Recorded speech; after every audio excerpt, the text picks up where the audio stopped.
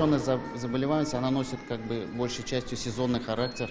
Вот сейчас на данный момент это в основном дети с кишечными инфекциями. В общем, работы немало, говорят инфекционисты. В этой больнице почти 300 коек. Они заняты пациентами не только из столицы, но и районов республики. Здесь в больнице все пациенты находятся в специальных боксах, и через вот эти окна и двери точно никакая инфекция не пройдет. Кстати, на каждой написано, чем именно болеет тот или иной пациент. Как мы посмотрели, самое распространенное заболевание – это коклюш. В 2006 году я видел только единичный случай коклюша, а сейчас на данный момент очень много пациентов среди детского населения, поступающих с данным заболеванием, по причине того, что сейчас в соцсетях распространяется антипрививочная кампания.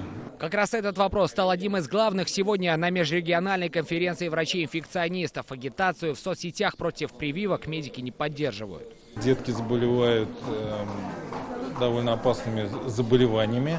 И, значит, это большой стресс как для самих родителей этих детей, так и большая, в общем-то, ответственность перед врачами формируется, да, которую нам необходимо затем преодолевать. Отказ от прививок, очевидно, опасен, когда инфекцию можно подцепить где угодно, будь то лифт или общественный транспорт. Кроме того, медики в последнее время все чаще фиксируют заболевания, не характерные для нашей страны. Как правило, их привозят туристы. За 2018 год в Приволжском федеральном округе зарегистрировано 26 случаев лихорадки денге, зарегистрированы случаи лихорадки западного Нила. Прививать или нет – вот в чем вопрос для большинства современных мам. Все прививки по календарю. Прививки нужны. Это выбор мамы. И насильно заставлять, я считаю, что это неправильно. У меня есть даже родственники, которые отказались, которые полностью...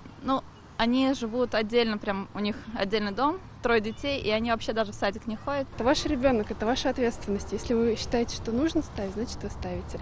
Я, так скажем, ставлю частично своим детям. В свою очередь медики призывают не бегать от уколов и вовремя сделать прививку своему ребенку. Сергей Хайдаров, Рамзиль Гарипов, ТНВ, Казань.